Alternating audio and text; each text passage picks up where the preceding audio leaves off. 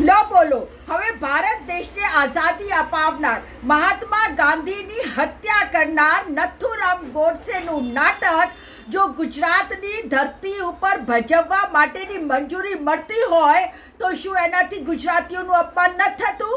562 રાજા રજવાડાઓને એક કરીને દેશને એક મુઠ્ઠી એક રાષ્ટ્ર બનાવનાર આપણા દેશના લોખંડી પુરુષના નામથી જે સ્ટેડિયમ હતું એનું નામ બદલીને રાતોરાત નરેન્દ્ર મોદી સ્ટેડિયમ કરી દેવામાં આવ્યું તો શું આપણા ગુજરાતીઓનું અપમાન ન થયું? આપણા વડાપ્રધાનનું નામ એપ્સ્ટીન ફાઇલમાં આવે અને હરદીપસિંહ પુરી કે જેણે સ્વીકાર કર્યું છે કે બાળકીઓના યૌન શોષણના અપરાધી સાથે એની મુલાકાતો અને મિટિંગો થઈ છતાંય ગુજરાતી વડાપ્રધાન કે જે એક હરદીપસિંહ પુરી જેવા કેબિનેટ મંત્રીનું રાજીનામું નથી લઈ શકતા તો શું આ ગુજરાતીઓનું અપમાન નથી?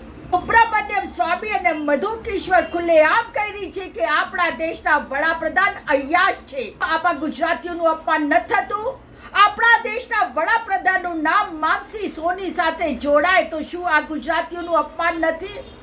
આપણા દેશના વડાપ્રધાન ફેક ડિગ્રી એન્ટાયર પોલિટિકલ સાયન્સની લઈને ફરે તો શું આ ગુજરાતીઓનું અપમાન નથી? દેશના ગુજરાતી વડાપ્રધાન પ્રજ્વલના રેવન્ના કે જે બળાત્કારી છે તેના સ્ટેજ ઉપર જઈને કહે કે પ્રજ્વલાને તમે વોટ આપશો તો તમે મને વોટ આપ્યું ગણાય તો શું આ ગુજરાતીઓનું અપમાન નથી? ગુજરાતમાં નકલી કચેરી મળી જાય, નકલી ટોલ નાકા મળી જાય, નકલી જજો મળી જાય, નકલી કોર્ટો મળી જાય, નકલી રેવન્યુ ઓફિસર મળી જાય, નકલી પીએમઓ ઓફિસર મળી જાય અને લાલ ચોક જઈને કાશ્મીરમાં ઝંડો ફરકાવી આવે તો શું આ આપણા ગુજરાતીઓનું અપમાન નથી? અને સૌથી વધારે અપમાન તો એવું કહેવાય કે આપણા દેશના વડાપ્રધાને નોટબંધીમાં પોતાની 90 વર્ષની માતૃશ્રીને લાઈનમાં લગાડી દીધું તો શું આપણા ગુજરાતીઓનું અપમાન નથી? અને નરેન્દ્ર મોદી સાહેબના તો બીજા 5-6 ભાઈ બહેનો છે અને છૈયા છોકરા ભત્રીજો અલગ તો શું એક વ્યક્તિ ન લગાવે, લાઈનમાં લાગે અને નોટ બદલાવે? તો આવું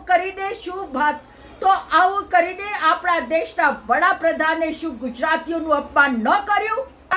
ઈરાન અને ઇઝરાયલના યુદ્ધમાં આજે પાકિસ્તાન જસ ખાટી જાય છે અને આ વિશ્વગુરુની વાતો કરનારા આપણા દેશના વડાપ્રધાનની સામે કોઈ જોતું નથી.